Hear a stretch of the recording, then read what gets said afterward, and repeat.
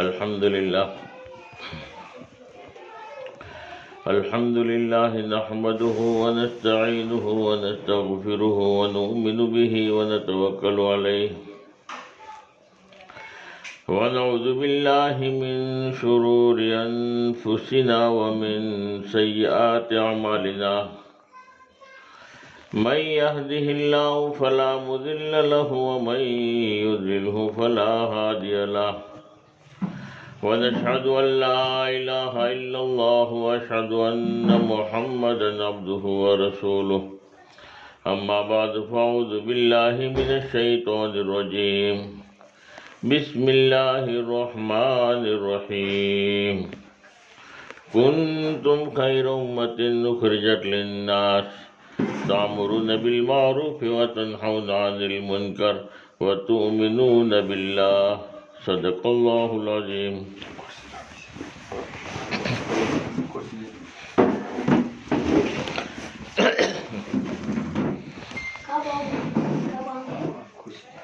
محترم میری مائیں اور بہنیں، اللہ تبارک تعالیٰ کا بڑا احسان ہے، کرم ہے کہ اللہ تبارک تعالیٰ نے ہمیں حضور پاک صلی اللہ علیہ وسلم کی امت کے اندر پیدا فرمایا۔ حضور پاک صلی اللہ علیہ وسلم پوری دنیا کے نبی بن کر آئے، قیامت تک کے آنے والے ہر ایک انسانوں کے نبی بن کر آئے، جو مانے اس کے بھی نبی، جو نہ مانے اس کے بھی نبی۔ پوری دنیا میں قیامت تک دنیا میں کوئی نبی نہیں آئے گا۔ آخری نبی اللہ نے حضور پاک صلی اللہ علیہ وسلم کو پیدا کیا۔ اب قیامت تک جس کو بھی کامیاب ہونا ہے، اللہ کے نبی کے دامن کو پکڑنا پڑے گا، اللہ کے نبی والے راستے پر چلنا پڑے گا، اللہ کے نبی کی اتباع کرنی پڑے گی، تو ہی کامیاب ہو سکتے ہیں۔ کامیاب ہونے کے لیے ایک ہی راستہ ہے کہ اللہ کے حکم پر چلیں، نبی کے طریقے پر اپنے آپ کو چلائیں، اللہ کو رب مانیں، اللہ کے نبی کو رسول مانیں، اللہ کی محبت دل میں ہو، اللہ کے نبی کی محبت دل میں ہو، اللہ کو مانے، اللہ کے نبی کو نہ مانے تو بھی کامیاب نہیں ہو سکتا، اللہ کے نبی کو مانے، اللہ کو نہ مانے تو بھی کامیاب نہیں۔ کامیابی کے لیے پورا کلمہ لا الہ الا اللہ محمد رسول اللہ صلی اللہ علیہ وسلم کا اقرار کرنا، اس کے اوپر ایمان لانا ضروری ہے۔ اللہ تو رب ہے، اللہ نے ہمیں پیدا کیا، زمین، آسمان، چاند، سورج، پوری دنیا کا نظام اللہ نے بنایا ہے۔ اللہ رب ہے، پالنے والے اللہ ہیں، اور جو کچھ بھی ہوتا ہے اللہ کے حکم سے ہوتا ہے۔ اللہ کے حکم کے بغیر کوئی کچھ بھی نہیں کر سکتا۔ آگ میں جلانے کی طاقت ہے، اللہ نہ چاہے تو آگ جلا نہیں سکتے ہیں۔ اس میں ابراہیم علیہ السلام کو آگ میں ڈالا گیا، اللہ نے آگ کو منع کر دیا کہ میرے ابراہیم کے لیے تو گلے گلزار بن جا، ٹھنڈی بن جا، راحت والی بن جا، عافیت والی بن جا، تو آگ عافیت والی، سلامت والی، راحت والی بن گئی۔ ہوگا وہی جو اللہ چاہتے ہیں۔ چیزوں میں اللہ نے تاثیر رکھی ہے، مگر ہوتا وہی ہے جو اللہ چاہتے ہیں۔ پانی میں ڈبونے کی طاقت ہے، موسیٰ علیہ السلام کو پانی نے نہیں ڈبویا۔ چھری میں کاٹنے کی طاقت ہے، صفت ہے، اللہ نے رکھی ہے، چھری ہر ایک کو کاٹ دیتی ہے، مگر اسماعیل علیہ السلام کو چھری نے نہیں کاٹا۔ اللہ نے حکم چھری کو دے دیا کہ میرے اسماعیل کے لیے جو ہے تجھے کاٹنا نہیں، ایک بال بھی کاٹا خبردار ہے، ایک بال بھی نہیں کاٹ سکے۔ تو ہوگا وہی جو اللہ چاہتے ہیں، اور اللہ کامیاب کرنے پر آوے تو کسی کا محتاج نہیں ہے۔ ناکامیابی کے نقشوں میں اللہ کامیاب کر سکتے ہیں، اور ناکام کرنے پر آوے تو پوری دنیا مل کر اس کو بچانا چاہے، فائدہ پہنچانا چاہے، اس کو فائدہ نفع نہیں پہنچا سکتے۔ اللہ ناکام کرنے پر آ گیا تو وہ ناکام ہو جائے گا۔ تو رب اللہ ہے، پالنے والے اللہ ہے، نفع نقصان اللہ کی ذات میں ہے، مشکل کشا اللہ ہے، تو اللہ کو رب ماننا، اللہ کی ماننا ضروری ہے۔ اور حضور پاک صلی اللہ علیہ وسلم اللہ کے رسول ہیں، اللہ کا یہ نظام ہے، ضابطہ ہے کہ جو میرے نبی کا بنے گا اس کا میں بنوں گا، جو میرے نبی کا ہو گیا میں اس کا ہو گیا، جو میرے نبی کو خوش کرے گا اس نے گویا مجھے خوش کیا، جس نے اللہ کے نبی کی اتباع کیا گویا اللہ کے نبی کی اتباع اللہ کی اتباع ہے۔ اللہ اس کو ایسے نقشوں میں کامیاب کر کے دکھائے گا، جو نبی کا ہو گیا، جو نبی کے راستے پر چلا، جو نبی کی اتباع کرتا ہے، جو نبی کے کہنے پر اپنے آپ کو چلاتا ہے، تو اللہ ناکامیابی کے نقشوں میں کامیاب کر کے دکھائیں گے۔ جیسے پہلے زمانے کے واقعات اللہ نے قرآن میں نازل اس لیے کیے تاکہ قیامت تک آنے والے انسانوں کے لیے عبرت ہو، اور آدمی اس کو دیکھ کر عبرت حاصل کرے اور اللہ کی طرف متوجہ ہو جائے۔ پہلے زمانے کے واقعات اللہ نے بیان کیے کہ موسیٰ علیہ السلام کی قوم، جس نے موسیٰ علیہ السلام کی بات کو مانا ہے، اللہ نے ذلت کے گڑھوں میں اللہ نے عزت دی ہے۔ اور ہر زمانے کی ہر نبی کی امت کے بارے میں یہی ہے کہ نوح علیہ السلام کی قوم ان کی نافرمانی کرتی تھی تو اللہ نے ہلاک کیا، برباد کیا، اور جن لوگوں نے نوح علیہ السلام کی بات مانی ہے اللہ نے 80-82 آدمیوں کو کامیاب کیا۔ تو ہر زمانے کے واقعات بیان کیے کہ جس نے نبی کی بات کو مانا ہے اللہ نے ناکامیابی کے نقشوں میں کامیاب کیا ہے، جس نے نبی کی بات کا انکار کیا ہے، نبی کی مخالفت کی ہے، نبی کو نہیں مانا، تو اللہ نے کامیابی کے نقشوں میں ہلاک کیا، برباد کیا۔ جیسے حامان کو، فرعون کو، نمرود کو، بڑے بڑے مال والے، بڑے بڑے عہدے والے، بڑے بڑے نقشے والوں کو بھی اللہ نے ہلاک کیا، برباد کیا۔ وجہ کیا ہوئی ناکام ہونے کی؟ کہ نبی کی بات کو نہیں مانا، تاکہ قیامت تک کے آنے والے انسان عبرت حاصل کرے کہ اگر ہم بھی نبی کی بات کو نہیں مانیں گے، نبی والے راستے پر نہیں چلیں گے، اللہ کے نبی کی اتباع نہیں کریں گے، تو اللہ ہمیں بھی ناکام کرے گا۔ اور ہم بھی نبی کی بات کو مانیں گے، نبی کی اطاعت کریں گے، نبی کے راستے پر چلیں گے، تو اللہ ہمیں بھی ناکامیابی کے نقشوں سے نکالے گا، عزت کی چوٹی پر اللہ ہمیں بھی بٹھائے گا۔ تو یہ دلوں کا یقین بنانا ضروری ہے۔ یقین ہوگا کہ میری کامیابی اللہ کے نبی کے طریقے میں ہے، تو نبی کے طریقے پر چلنا آسان۔ پوری دنیا میں کوئی آدمی ایسا نہیں ہے جو ناکامیاب ہونا چاہتا ہوں، ہر آدمی کامیاب ہونا چاہتا ہے، اور کامیابی کا یقین آج ہمارا دنیا کی شکلوں پر ہے، دنیا کی چیزوں میں ہے، تو ہم دھوکہ کھا جاتے ہیں، ہم دھوکے میں پڑے ہوئے ہیں۔ جہاں سے نظر آتا ہے آدمی کا یقین بن جاتا ہے کہ یہاں سے ہوتا ہے۔ مثال کے طور پر آدمی آنکھوں سے دیکھتا ہے تو یقین کیا بن گیا کہ آنکھیں دیکھ رہی ہے۔ زبان سے بولتا ہے تو یقین کیا بن گیا کہ زبان بول رہی ہے۔ ہاتھ پیر حرکت کرتے ہیں، پیروں سے چلا جاتا ہے، ہاتھ پکڑتے ہیں، تو آدمی کا زبان کا بول بھی یہی ہے، ہاتھوں سے پکڑتے ہیں، پیروں سے چلتے ہیں، یعنی جہاں سے ہوتا ہوا نظر آتا ہے اسی چیز کا یقین بھی بن گیا۔ مگر یہ دھوکہ کب کھلتا ہے؟ موت کے وقت دھوکہ کھل جاتا ہے۔ جیسے آدمی کا انتقال ہو جاتا ہے تو آنکھیں موجود ہیں، آنکھیں دیکھ نہیں سکتی، زبان موجود ہے، بول نہیں سکتی، ہاتھ بھی موجود ہے، حرکت نہیں کر سکتے، پیر موجود ہے، چل نہیں سکتے۔ اب کہتا ہے کوئی آدمی کہ بھئی تم یہ کہتے تھے دنیا میں کہ آنکھوں سے دکھائی دیتا ہے، آنکھیں تو آج بھی موجود ہے تو دکھتا کیوں نہیں ہے؟ زبان سے بول رہے ہیں، آپ دنیا میں یہ کہتے تھے تو زبان تو آج بھی موجود ہے، زبان بولتی کیوں نہیں ہے؟ ہاتھ حرکت کیوں نہیں کرتے؟ پیر حرکت کیوں نہیں کرتے؟ تو دھوکہ کھل جاتا ہے، آدمی کی یقین بن جاتا ہے کہ واقعی ہم جو دھوکے میں تھے اصل میں آنکھوں سے دکھائی نہیں دے رہا تھا، ایک اللہ کا امر تھا جس کی وجہ سے آنکھوں سے دکھائی کم دے رہی تھی۔ زبان ہماری نہیں بولتی تھی، بلکہ ایک اللہ کا غیبی نظام، اللہ کا ایک امر کام کر رہا تھا جس کی وجہ سے زبان بول رہی تھی، ہاتھ حرکت کرتے تھے، پیر حرکت کرتے تھے۔ اب وہ امر اللہ نے نکال دیا تو اللہ نے جو ہے آنکھیں موجود ہے، دیکھ نہیں سکتی، زبان موجود ہے، بول نہیں سکتی، ہاتھ موجود ہے، حرکت نہیں کر سکتے، پیر موجود ہے, چل نہیں سکتے. بھئی کیا ہوا؟ تم تو کہتے تھے آنکھیں دیکھ رہی ہے, بول کے ہم دھوکے میں تھے. اب بات سمجھ میں آ گئی کہ کرنے والی ذات ایک اللہ کی کام تھی, ایک اللہ کا امر کام رہا. اسی طریقے سے آدمی کو دکان سے روزی ملتی ہوئی نظر آتی ہے, کاروبار سے نفع نظر آتا ہے, آدمی کا یقین بن گیا کہ کاروبار سے نفع ملتا ہے اور فلاں جگہ سے یہ کام ہوتا ہے. وہ دھوکہ کب کھلتا ہے؟ جیسے مثال کے طور پر 10 دکان والے ہیں, ہر ایک کا یقین ہے کہ دکان سے مجھے روزی ملتی ہے. اب 10 دکان والے ہیں, اس میں سے 8 دکان والے ماشاءاللہ کما رہے ہیں اور 2 دکان والے قرضہ کر کے جو ہے دیوالا نکالتے ہیں. قرضہ بڑھ گیا.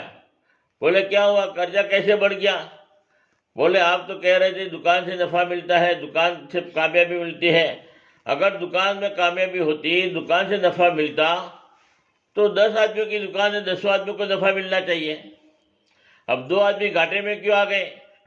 معلوم یہ ہوا کہ اللہ جس کو چاہتے ہیں روزی دیتے ہیں, جس کو چاہتے ہیں نقصان بھی پہنچاتے ہیں. کرنے والی ذات ایک اللہ کی ذات ہے, اللہ کا غیبی نظام حرکت میں ہے, تب جا کر اللہ پاک روزی دیتے ہیں. معلوم یہ یقین اندر کا بنانا ہے. ایک پوسٹ ماسٹر ایک آدمی کو روزانہ ہر مہینے 5,000 روپے دینے کے لیے آتا تھا. ہر مہینے کی 5 تاریخ کو 5,000 روپے لے کر آتا تھا اور اس آدمی سے ایک سائن کروا لیتا تھا کہ میں نے تمہیں 5,000 روپے دے دیا, آپ سائن کر لو. تو وہ آدمی سائن کر لیتا تھا اور وہ پوسٹ ماسٹر اس کو 5,000 روپے ہر مہینے دیا کرتا تھا.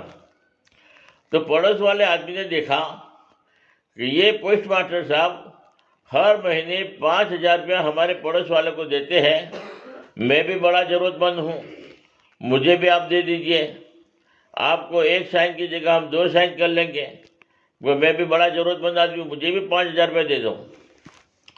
تو پوسٹ ماسٹر صاحب دوسرے آدمی کو کیا بولتا ہے کہ تم جو دیکھ رہے ہیں کہ میں 5,000 روپے دے رہا ہوں, وہ تمہارا آنکھوں کا دھوکہ ہے. میں 5,000 روپے نہیں دے رہا ہوں.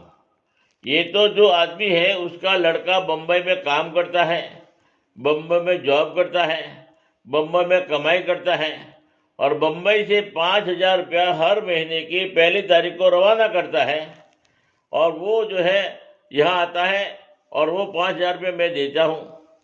میں تو ذریعہ بنا ہوں راستے میں, اصل میں 5,000 روپے نہیں دے رہا ہوں, 5,000 روپے اس کا لڑکا بھیج رہا ہے. میں تو ایک سائن کروا کے 5,000 روپے دے رہا ہوں, اس کے لڑکے نے بھیجا ہوا ہے وہ دے رہا ہوں. تم جو دیکھ رہے ہو کہ میں دے رہا ہوں, یہ تمہارا دھوکہ ہے. تو مثال میں نے اس لیے دیا کہ آج ہم دیکھ رہے ہیں کہ دکان سے روزی ملتی ہے, کاروبار سے فلاں فائدہ ہوتا ہے, دوائی سے شفا ملتی ہے, جہاں سے ہوتا ہوا نظر آتا ہے وہ ہم دھوکے میں پڑے ہوئے ہیں. اصل مسئلہ اللہ کی ذات سے ہوتا ہے. اللہ کا غیبی نظام حرکت میں ہے. اللہ کا غیبی نظام دوائی میں شفا ڈالتا ہے تو دوائی میں شفا مل جاتی ہے. اللہ کا غیبی نظام حرکت میں آتا ہے, روزی اللہ کی طرف سے آتی ہے, تو اللہ پاک ہمیں روزی دے رہے ہیں دکان کے ذریعے, کاروبار کے ذریعے. تو ہمارا یقین تو اللہ کی ذات پر ہو کہ یہاں سے نہیں ملتا, اللہ چاہتے ہیں تب ملتا ہے, اور اللہ نہ چاہے تو کتنا بھی آدمی کماوے, مزدوری کرے, محنت کرے, آدمی پھر بھی پریشان ہوتا ہے, نقصان میں رہتا ہے اور نقصان اٹھاتا ہے. تو یقین بنانے کے لیے یہ اچانک نقصان ہوتا ہے, اچانک مال ضائع ہو جاتا ہے. یہ ہمارے جو ہے اللہ کی قدرت کو پہچاننے کے لیے کہ آدمی اللہ کی طرف متوجہ ہو جائے کہ اللہ کے ہاتھ میں ہے سب کچھ. اس یقین کو بنانے کے لیے دعوت کے کام ہیں. یہ محنت ہوتی ہے اس بات کی کہ اندر کا یقین ہمارا اللہ کی ذات پر ہو جائے, اللہ کے نبی کی ذات پر ہو جائے, تاکہ ہمارے لیے کام کرنا آسان ہو جائے, ہماری زندگی صحیح ہو جائے. زندگی صحیح ہونے کا سب سے بڑی وجہ یہی ہے کہ آدمی کا یقین صحیح ہو جائے. یقین صحیح ہوگا تو فرما کہ پوری زندگی صحیح ہو جائے گی. آج ہمارا یقین نہیں ہے, پردے میں کامیابی کا یقین نہیں ہے تو پردے کا اہتمام نہیں ہے. آدمی سستی کرتا ہے, غفلت برتتا ہے, یقین ہی نہیں ہے کہ پردے میں اللہ نے ہماری عزت چھپا کے رکھی ہے. پردے کا اہتمام کریں گے, دلوں میں سکون ملے گا, چین ملے گا, اطمینان ملے گا, عزت اللہ پاک ہمارے بڑھائیں گے. مگر ہمارا یقین کمزور ہے, اس لیے ہم پردے کا اہتمام نہیں کرتے ہیں. ہمیں عمل کرنا ہے, اللہ کے لیے کرنا ہے. بعض ماں بہنیں ماشاءاللہ پردہ کرتی بھی ہے، اللہ کے لیے پردہ کرتی ہے، تو اللہ غیر مشروط طریقے سے اللہ ان کی عزت میں چھاڑ چھاڑ لگا لیتے ہیں۔ یقین ہوتا ہے، اخلاص ہوتا ہے تو ان کو مزہ آتا ہے، لذت آتی ہے۔ اور اللہ کے لیے اگر پردہ نہیں کریں گے تو بازار میں جا کر اگر مسلمان آدمی دیکھتا نہیں ہے تو پردہ اونچا کریں گے، اصل میں وہ اللہ کے لیے نہیں کرتے، اللہ کے لیے کرتے تو اللہ کا ڈر ہوتا، چاہے غیر مسلم ہے، چاہے اندھا آدمی کیوں نہ ہو، اندھے آدمی سے بھی پردہ کرے گا، پردہ کرے گی، کیوں کہ وہ تو اللہ کے لیے کر رہی ہے۔ اس لیے اخلاص ہو، اللہ کے لیے عمل کرنے کا شوق ہو، اللہ کے لیے عمل کریں گے تو فرمایا کہ پھر کہنا بھی نہیں پڑے گا کہ اپنی نظروں کو نیچی کریں، فرمایا کہ خود بخود اپنی نظریں نیچی ہو جائے گی۔ ہاں، پردے کے اندر بھی آنکھوں کو نیچی کرنا، آنکھوں کی حفاظت کرنا، اصل یہ پردہ وہ یہ کب ہوگا جب اللہ کے لیے آدمی کرے گا، اخلاص ہوگا اور یقین ہوگا۔ اس لیے سب سے بڑا مسئلہ یقین کا ہے، یقین ہوگا تو ہر عمل کرنا آسان، مہمان نوازی آسان، شوہر کی خدمت کرنا آسان، ماں باپ کی خدمت کرنا آسان، پڑوسیوں کو تکلیف نہیں پہنچائے گی، پوری زندگی صحیح رخ پر آ جائے گی، کیونکہ اندر کا یقین چلاتا ہے، یقین بنا ہوا ہے کہ اس سے مجھے فائدہ ہوگا۔ اللہ کے نبی نے فرمایا ہے، وہ ماں بہنیں جنت کے 8 دروازے سے پکاری جائے گی جو 4 عمل کریں۔ ہمارے ماں بہن اگر 4 عمل ایسے ہیں، اللہ کے نبی نے بتایا ہے، اگر 4 عمل اگر ہماری ماں بہنیں کر لیتی ہے تو جنت کے 8 دروازے کھل جاتے ہیں، اور 8 دروازے سے اس ماں بہن کو، اس عورت کو بلایا جاتا ہے کہ یہاں سے جنت میں داخل ہو جاؤ، یہاں سے جنت میں داخل ہوگا، مرحبا مرحبا جنت میں، یہ ادھر آ جاؤ ادھر آ جاؤ، ہر دروازے والے بلائیں گے، مگر وہ 4 عمل کرنا ضروری ہے۔ 4 عمل کریں گے تو جنت کے 8 دروازے کھلیں گے، اب 4 عمل نہیں کریں گے تو جنت کے 8 دروازے کہاں سے کھلیں گے؟ یہ سب سے پہلا عمل جو ہماری ماں بہنوں کے لیے ہے کہ نماز کی پابندی کریں، نماز روزے کی پابند ہوں۔ اللہ کے نبی نے فرمایا کہ جو 5 وقت کی نماز کا اہتمام کرتا ہے، اللہ نے ذمہ داری لیا ہے کہ میں میری ذمہ داری سے جنت میں داخل کروں گا۔ نماز کے بغیر اللہ کا حق ادا ہو ہی نہیں سکتا، کتنے بھی اعمال کریں، نماز ضروری ہے، نماز بنیاد ہے، نماز کے بغیر کوئی عمل قابل قبول نہیں ہے۔ لیکن نماز کا خاص اہتمام ہو، ہماری ماں بہنیں اس کی پابندی کریں۔ آج ماں بہنیں عام طور پر کپڑے ناپاک ہو گئے، بچے نے پیشاب کر دیا، یا بے احتیاطی کی وجہ سے فرمایا کہ نمازیں قضا ہو جاتی ہیں، نمازیں چھوڑ دیتی ہے، نماز آگے پیچھے کر دیتی ہے، کام کاج کی مشغولی کی وجہ سے، کھانے پکانے کی مشغولی کی وجہ سے نماز کا ٹائم آگے پیچھے ہو جاتا ہے۔ اگر یقین ہوگا نماز کے ذریعے اللہ رب العالمین میرے مسائل حل کریں گے، جنت کا دروازہ کھلے گا، تو نماز کی پابندی کرنا آسان ہو جائے گی۔ صحابہ کرام کے زمانے میں ہماری ماں بہنیں کی گود میں بچے پلتے تھے، بڑے بھی ہوتے تھے، مگر کسی بھی صحابہ کرام کی عورتوں کی نمازیں قضا نہیں ہوئی۔ نماز کی بڑی پابند، نماز کا بڑا اہتمام۔ ایک عمل، سب سے بڑا عمل بتایا ہماری ماں بہن نے، نماز کی، روزے کی پابندی کریں۔ روزے کا بدلہ اللہ نے خود فرمایا کہ میں خود ہوں۔ رمضان کے روزے کا اہتمام، نماز کی پابندی ہو۔ دوسرا عمل جس کے بارے میں اللہ کے نبی نے جنت کی بشارت دی ہے، وہ ہے شوہر کی حقوق کی ادائیگی کی، شوہر کو راضی رکھنا۔ سب سے بڑا حق، شوہر کا سب سے بڑا حق شوہر کو راضی کرنا ہے۔ شوہر راضی ہے تو وہ عورت جنتی ہے، شوہر ناراض ہے تو چاہے کتنی بھی تہجد گزار ہوں، چاہے کتنے بھی نیک اعمال کرتے ہوں، ساری کی ساری عبادتیں سر کے بال کے اوپر بھی نہیں جا سکتی۔ شوہر کو خوش رکھنا ضروری ہے، شوہر کو راضی رکھنا ضروری ہے۔ جس کا شوہر راضی، اس سے اللہ بھی راضی ہے۔ عورتوں کے لیے سب سے بڑا حق، اللہ کے نبی نے فرمایا سجدہ کرنے کا حکم اللہ کے علاوہ کسی کو ہوتا تو میں تمام عورتوں کو حکم کرتا کہ اپنے شوہر کو سجدہ کریں۔ ہم نے شوہر کے مقام میں نہیں پہنچانا، شوہر کا کتنا بڑا مقام ہے۔ اللہ کے نبی نے سجدے کا حکم دیا ہو کہ اگر سجدے کا حکم ہوتا تو شوہر کو سجدہ کرنے کا میں حکم دیتا ہوں عورتوں کو، تو اس سے معلوم یہ ہوا کہ اللہ کے بعد اگر عورتوں کے لیے سب سے بڑا حق ہے تو شوہر کا حق ہے کہ اپنے شوہر کو راضی رکھے، خوش رکھے۔ کبھی شوہر کی ناشکری نہ کرے، کبھی شوہر کو ناراض نہ کرے، ہر حال میں خوش رکھنے کی فکر کریں۔ آج گھر میں جو لڑائی جھگڑے تکلیفیں کیوں ہے کہ جو ہے شوہر کو راضی کرنے کی ہم محنت نہیں کرتے ہیں۔ اس لیے جب بھی شوہر گھر میں آئے خوش مزاجی کے ساتھ ہنستے چہرے سے جو ہے شوہر کے سامنے آوے، منہ چڑھا ہوا نہ ہو، بلکہ خوش دلی کے ساتھ مسکرا کر سامنے آئے۔ کتنا بھی ٹینشن ہو، کتنے بھی گھر کی حالات ہو، کتنا بھی تکلیف ہو، فرمایا کہ ایسے موقع پر جب شوہر گھر میں آ رہا ہو تو فرمایا کہ ساری کی ساری جو ہے مصیبتیں تکلیفیں ایک طرف رکھے، سب سے پہلا حق ادا کرے، شوہر خوش ہو، شوہر کے سامنے مسکرا کر پیش آوے۔ صحابہ کرام کے زمانے میں ایسے واقعات ملتے ہیں کہ شوہر کی خوشنودی کے لیے عورتوں نے کیسی کیسی قربانیاں دی ہیں۔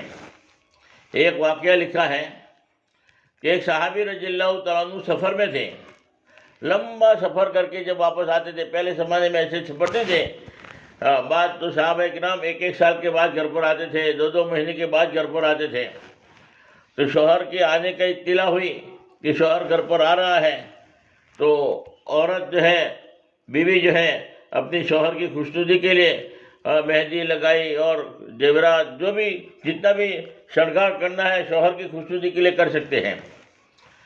تو تیار ہو رہی تھی، اب شوہر آنے کا بالکل صبح میں شوہر آ رہا ہے یا دوپہر میں شوہر گھر پر آ رہا ہے، بالکل تیار ہے شوہر کی استقبال کے لیے، اور بیٹے کا انتقال ہو گیا۔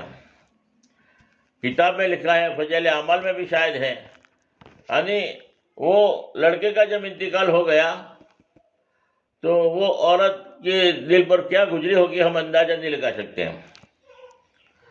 ہر ماں کو جگر کا ٹکڑا، بچہ جگر کا ٹکڑا ہوتا ہے، بڑی محبت ہوتی ہے۔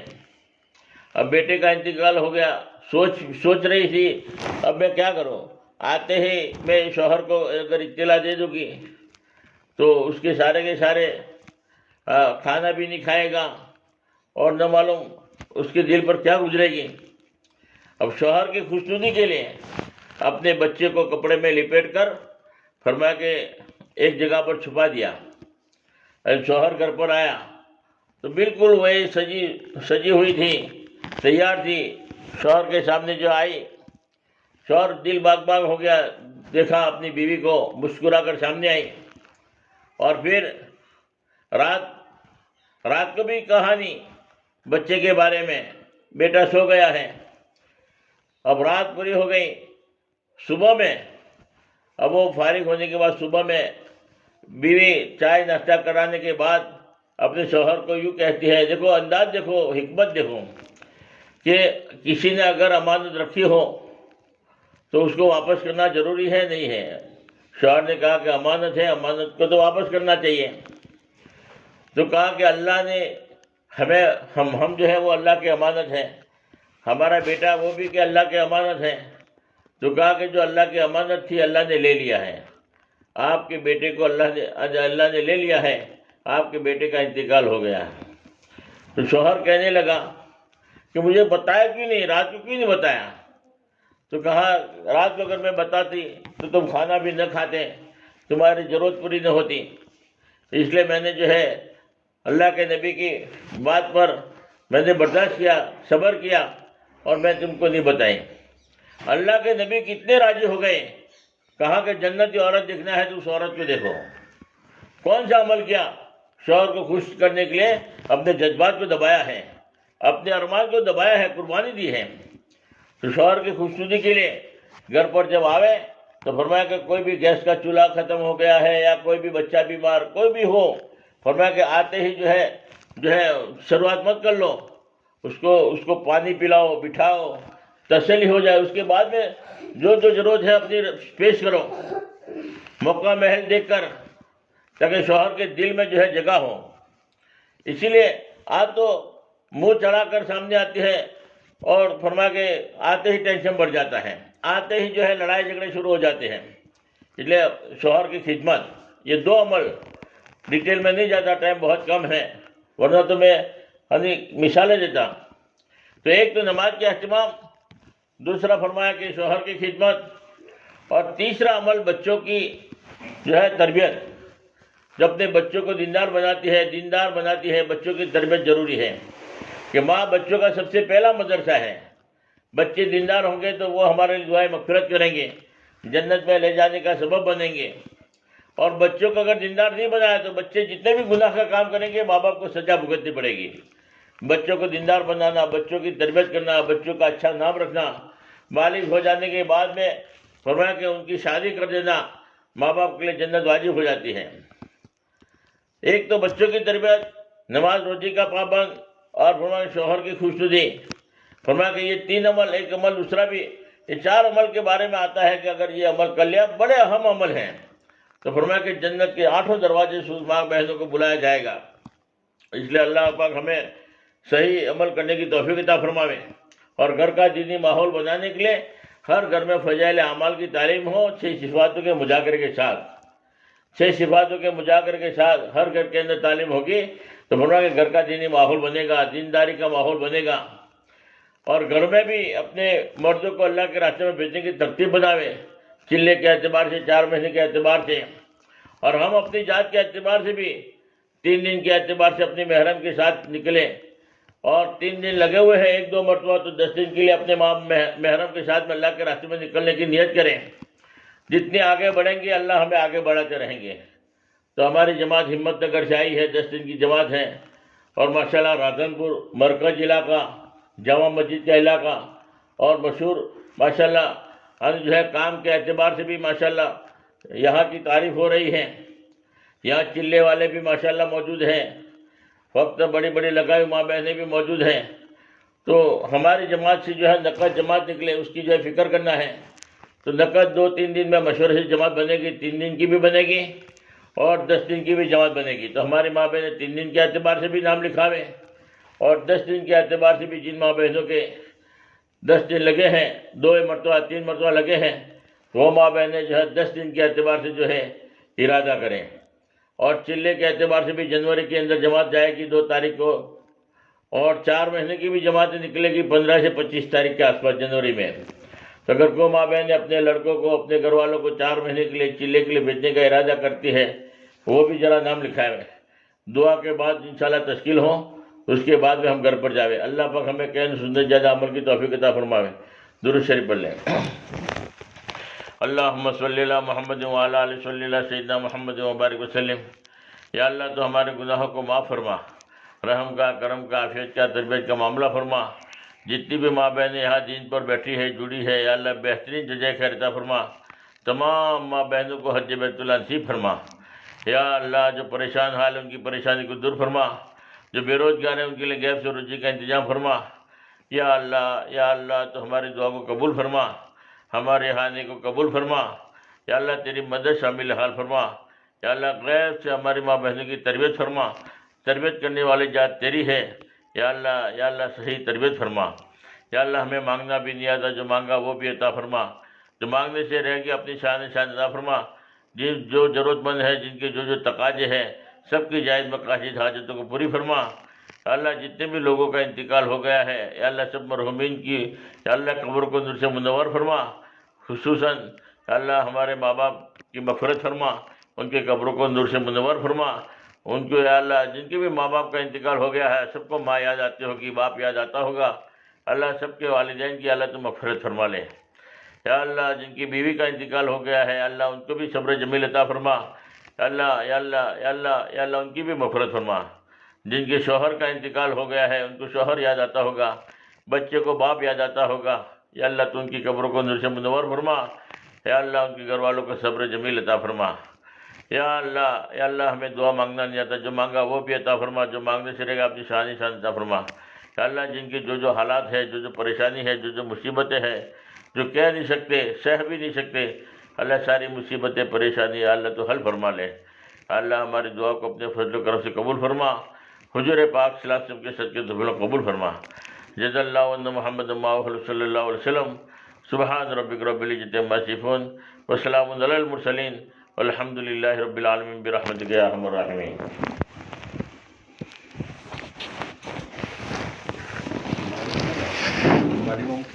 نہیں سر ہمارے لیے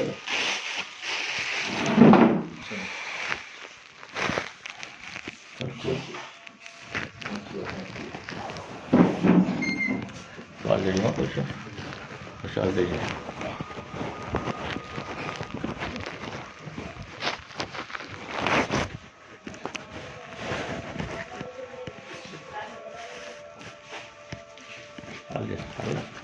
شال دے